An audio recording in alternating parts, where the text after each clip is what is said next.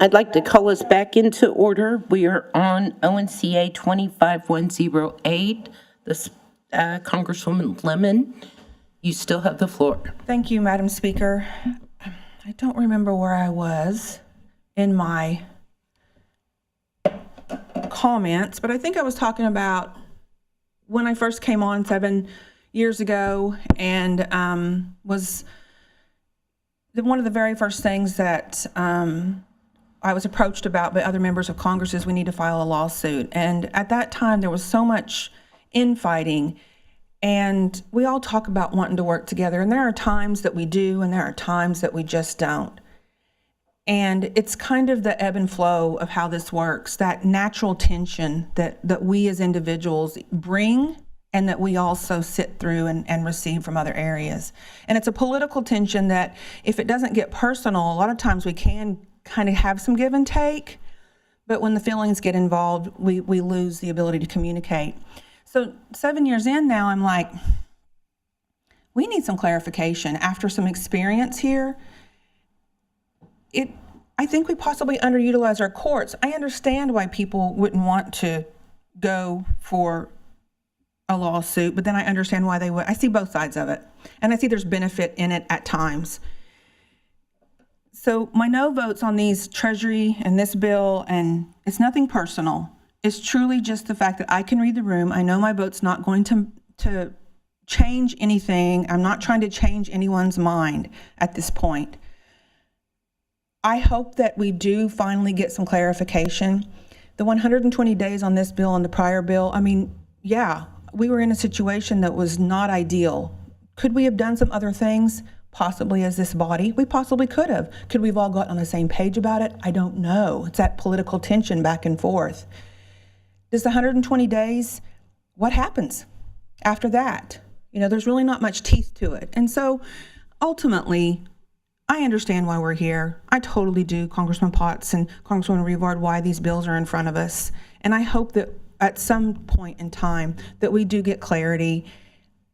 And it's probably going to have to come from our Supreme Court. And I don't necessarily feel like that's a bad thing. I really don't. It could help us get to a middle ground, possibly, after the dust settles, if it does go that way. Thank you. Thank you, Congresswoman Lemon. Anyone else wish to speak for or against? Hearing none, sponsor, you have the floor. Thank you, Madam Speaker. And I echo some of what Congresswoman Rivard said when we spoke about ONCA 2556 regarding the appointment of a qualified individual in the interim. And I understand what Congresswoman Lemon is saying. We've both been here almost 7 years. And unfortunately, just in one vacancy, not counting the vacancy between Mr. Alexander to Mr. Littleton, and then from Mr. Littleton to our interim, then the vacancy from interim to who we currently have as our treasurer. Just the vacancy from Littleton to our current was 1,055 days. It's pretty sad that we have to stand here and say out of 7 years that I've served in this body, 2.8 of those years have been without a chief financial officer for this nation. That's pretty bad. So what do we do about it? We're lawmakers. We write laws to improve the course of our nation. We require 120 days for the appointment of our health board. This body saw fit that that board needs to be staffed within 120 days if there's a vacancy. Surely we can get behind. We should also put in law that if our treasurer is left vacant, we should have it filled within 120 days. And it's right. What do we do about it? There's not teeth in this bill. If I knew that I could get some teeth in this bill, I would have put it in there. But I went for what was acceptable. And I don't have much to offer of what happens if they go to 121 days. But I will say this. I was pretty vocal when we went 1,055 days. I know there's two people in this room that are talking about fulfilling that chair in the next chief's election. The two of them are sitting in this room. There's another one that already sits in one of those executive offices, and I'm looking right at you, Assistant Chief. If you're ever in that chair, and to the two people in this room that are thinking about it, if you go to 121 days, I'm going to scream louder next time. And I hope that there are 12 other or 11 other members on this body that will scream louder next time. Because not only will you have public opinion on your side that you need to fill a vacancy for the chief financial officer within 120 days, you will have the law on your side to back you up. That's why it's important that we put this in law. My final statement is I hope that this isn't challenged in our courts. In the unfortunate situation that we ever have to be there again where we go 120 days, potentially at that point it's challenged. But surely we should aspire to have a person in the chair of a chief that says, you know what, I'm going to comply with the law. I'm going to find somebody in 121 days. Because what we have in our experience is, as we talked about briefly, this position went unadvertised in those 1,055 days. Then it was advertised once, it was advertised twice. Well, we all know the third time is the charm. That's when we get it. You don't just give up on this pursuit. Our Constitution calls us to try, and when we fail, we try again. That's what we have to do here. That's why I'm coming forward with this law for both our Attorney General and our Treasurer, because I believe that we can find somebody in 120 days. With that, I urge my colleagues to vote in favor of this, and I yield my time. Thank you.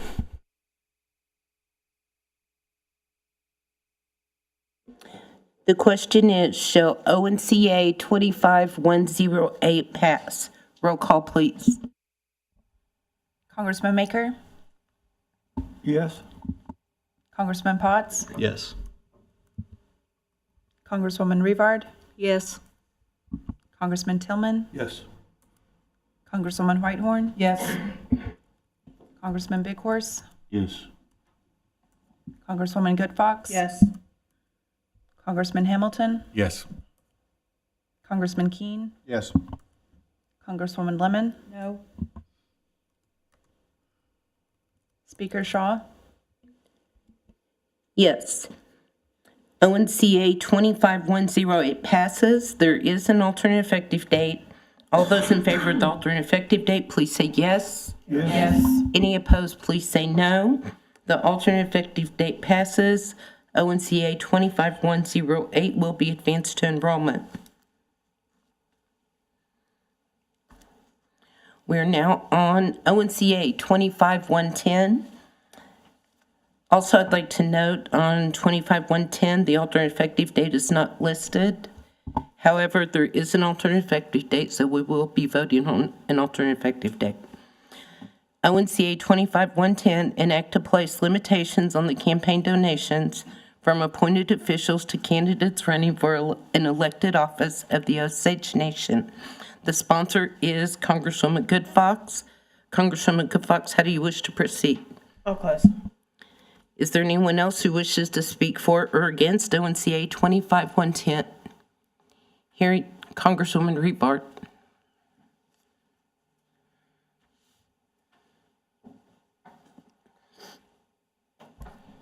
So thank you, and I want to thank Congresswoman, Good Fox for filing this bill.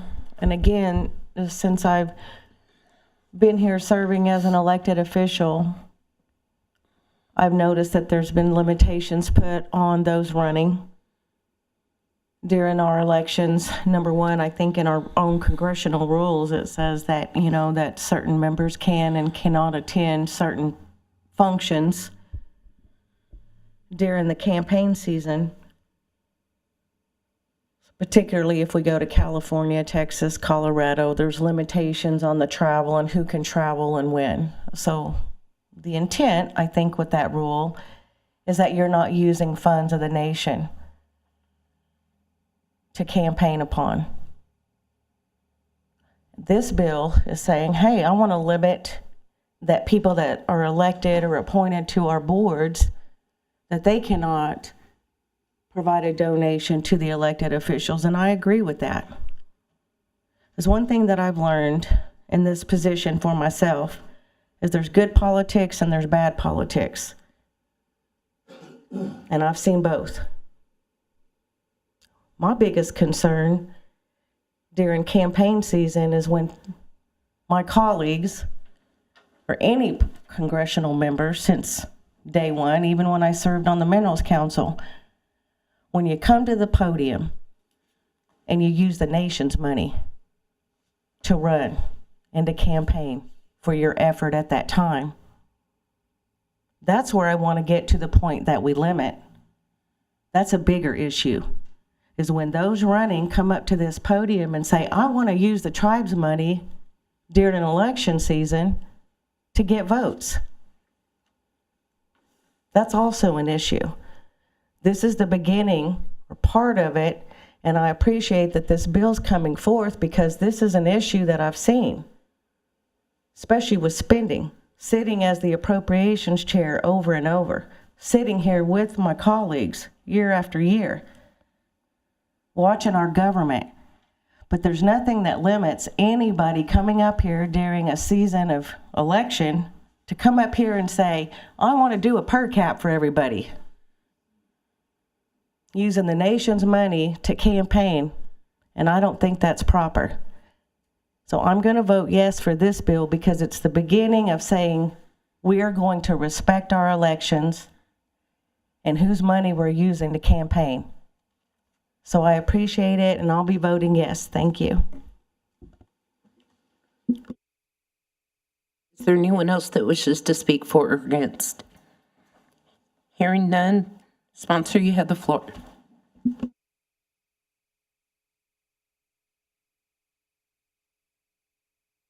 Thank you, Speaker, members of Congress. I had a colleague say, did something happen? And I was like, no, I just been giving it some thought. And, we saw some changes in the last election cycle that prohibited candidates getting money from vendors. And I started thinking about it, and the way that our boards are, as we vote for 3-year terms, it's inevitable that current sitting board members are going to, at some point between the two candidate cycles, they're going to kind of line up. And I just felt like it could be construed that someone is making a political donation as a current sitting board member for a yes vote from that member of Congress that they feel confident may get back into their seat. And it's not just limited to boards.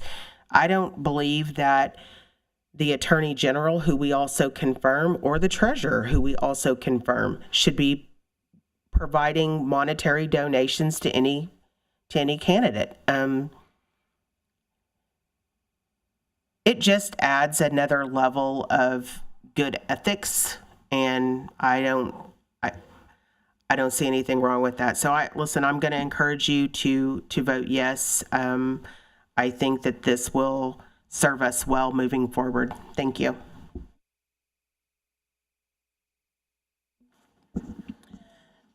The question is, shall ONCA 25-110 pass? Roll call, please.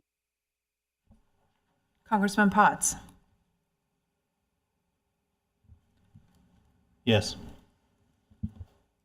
Congresswoman Rivard. Yes. Congressman Tillman. Yes. Congresswoman Whitehorn. Yes. Congressman Big Horse. Yes. Congresswoman Good Fox. Yes. Congressman Hamilton. Yes. Congressman Keene. Yes. Congresswoman Lemon. Yes. Congressman Maker. Yes.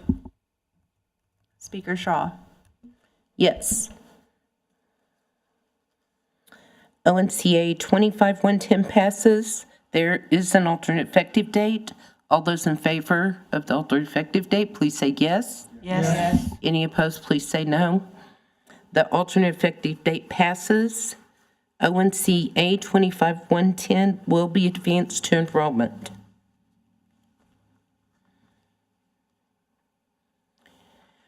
We are now on ONCR 2523, a resolution to authorize a limited waiver of sovereign immunity from suit and consent to jurisdiction to Bank of Oklahoma Financial N.A., BOKF N.A. for business account services to the Osage Nation.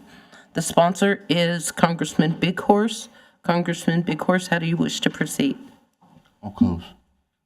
Would anyone else like to speak for or against ONCR 2523? Hearing none, sponsor, you have the floor.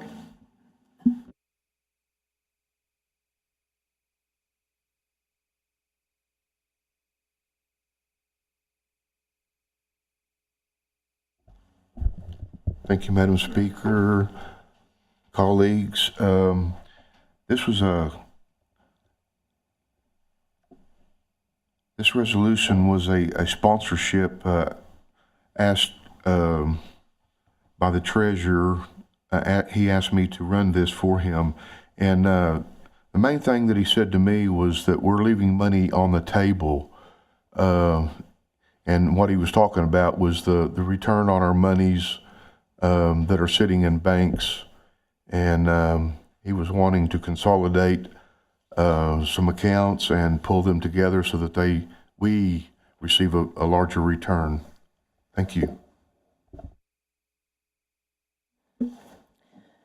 The question is, shall ONCR 2523 pass?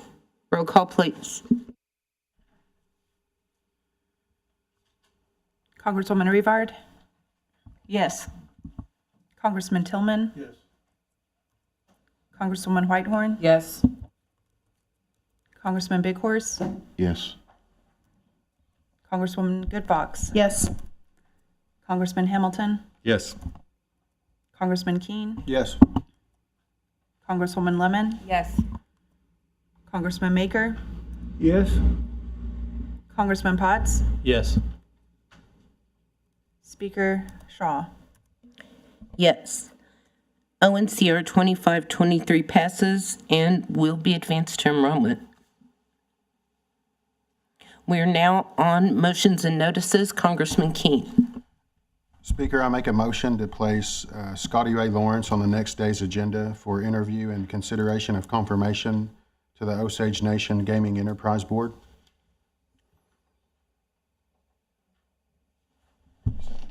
Second. There's a motion and a second. Any discussion? All those in favor of the motion, please say yes. Yes. Any opposed, please say no. Motion passes. Congressman Keene. Speaker, I make a motion to place Robert Daniel Carter on the next day's agenda for interview and consideration of confirmation to the Osage Nation Gaming Enterprise Board. Second. There's a motion and a second. Any discussion? All those in favor of the motion, please say yes. Yes. Any opposed, please say no. Motion passes. Congressman Keene. Speaker, I make a motion to place Luanna Redcorn on the next day's agenda for interview and consideration of confirmation to the Osage Nation Gaming Commission Board. Second. There's a motion and a second. Any discussion? All those in favor of the motion, please say yes. Any opposed, please say no. Motion passes. We are still on motions and notices. Congresswoman Whitehorn. Yes, Speaker, I'd like to notice a Natural Resource Committee meeting today from 1 p.m. to 3 p.m.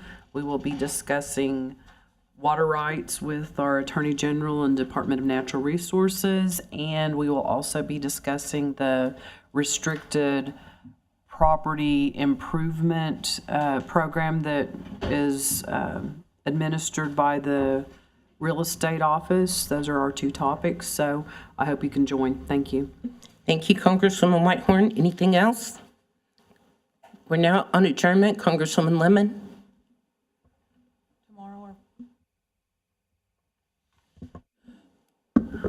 Congresswoman Rivard. Yes, Speaker, I just had a question real quick. If we're going to interview the appointees, do you think maybe we should wait till, I'm just wondering if we reach out to them, would they be available by tomorrow?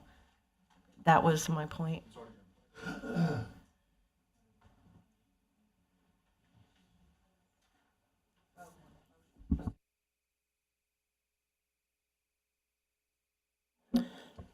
Point of order? The motion was to interview in place. Included both. Yes, correct. Congresswoman Lemon? Well, with Congresswoman Revarts, I agree.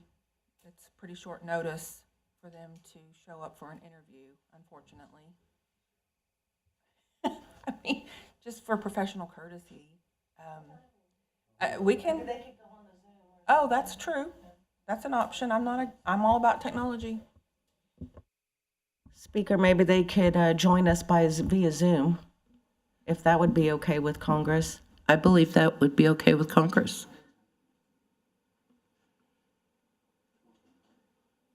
So is there a motion? Congressman Keene's motion to place them for tomorrow to interview has already passed, so that's in place. Any other action? Motion to adjourn until 10 a.m. tomorrow morning. Motion is second. Any discussion? All those in favor, please say yes. Yes. Any opposed, please say no. Motion passes. We are adjourned. Thank you and have a good day.